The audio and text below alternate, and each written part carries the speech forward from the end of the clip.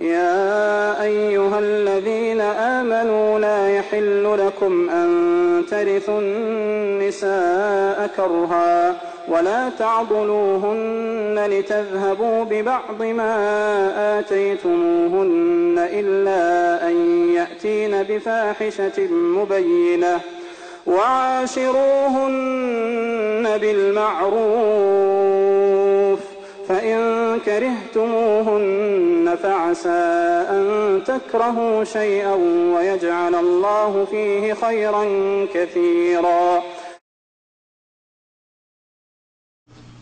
فإن كرهتموهن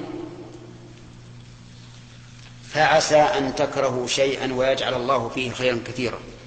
يعني قد يكره الإنسان الزوجة فلا يعاشرها بالمعروف، لأنه من طبيعة الإنسان أنه إذا كره شيئا لا ينقاد له ولا يفرح به.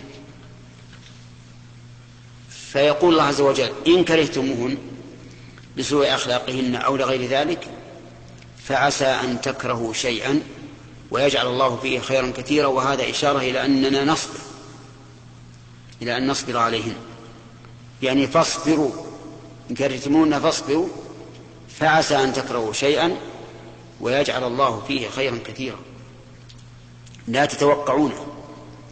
ومن الخير أن يقدر الله بينهما ولدا صالحا، فإن هذا من أعظم الخيرات. ومن الخير أيضا أن يقلب الله أحوالها وصفاتها التي كان يكرهها من أجلها إلى أحوال وصفات يرضاها، وحينئذ يطمئن إليها ويعيش معها عيشة حميدة.